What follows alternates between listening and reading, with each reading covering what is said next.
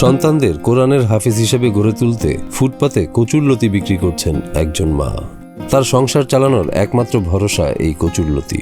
অসহায় মায়ের এক একটি সকাল যেন এক একটি যুদ্ধের সূচনা। বড় ছেলে ধরেন এই লতি বেচা হাফেজি পাস করাইছি, আর মেয়ে ধরেন লেখাপড়া করাইতেছি, 3 বছর আছে পাস করতে। ফুটপাতে প্রতিদিন সকাল থেকে সন্ধ্যা পর্যন্ত কচুরলতি বিক্রি করেন লুৎফা।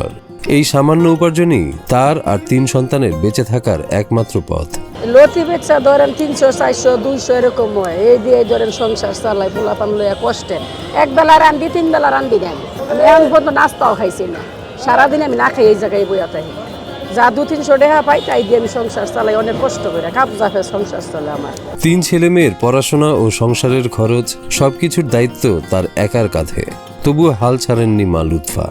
ভিক্ষাবৃত্তি কিংবা মানুষের কাছে হাত না পেতে ছেলে মেয়েদের শিক্ষিত করে গড়ে তুলছেন। বড় ছেলে ধরেন এই লতি বেচা হাফেজি পাস করাইছি, আর মেয়ে ধরেন লেখাপড়া করাইতেছি, 3 বছর আছে পাস করতে, মাওলানা শেষ করতে।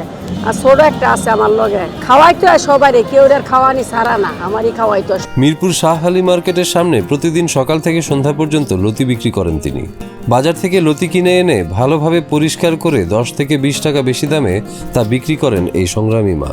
বইরা কাম করি, মানুষের কত কথা শুনি হিসাব ছাড়া, বুঝেন নাই? জোয়ান মানুষদের রাস্তাঘাটে বইরাতেই কম কথা শুনি, ওটি কয়ে লাভ নাই, কে বুঝেন নাই?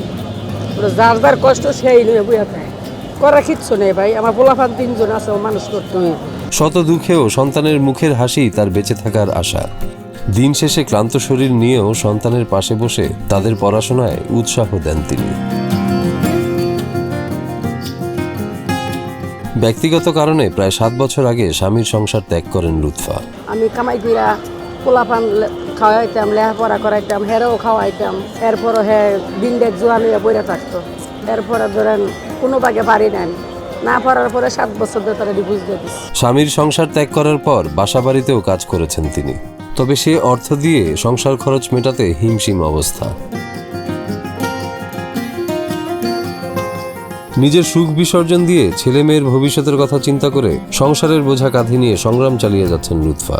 জায়গা আমার ছেলে মেয়ের জীবন ধ্বংস হয়ে যাব, নিজের সুখ খুঁজন যাইব না। নিজের সুখ করলে পোলাহানের জীবন থাকবো? পোলাহানকে ফেলে এত কষ্ট করলে কেন করলাম? লেখাপড়া কেন করাইছে এত কষ্ট করে লতি বেচা? সারা দিন হাত পাওয়ার অবস্থা, না খাইয়া না লইয়া বিয়ে সেদি বলে আমার ছেলে মেয়ের জীবন ধ্বংস হয়ে যাবো গা। আমি এবারে চলবো, আমার ছেলে মেয়ের সুখের জন্য আমি যা করতে পারি এই লতি বেচে আমি সংসার চালাইয়ে যাবো। এমন হাজারো লুৎফার গল্প আমাদের চারপাশে ছড়িয়ে আছে, যারা নীরবে সংগ্রাম করে স্বপ্ন দেখে সন্তানের ভবিষ্যৎ আলোকিত করার।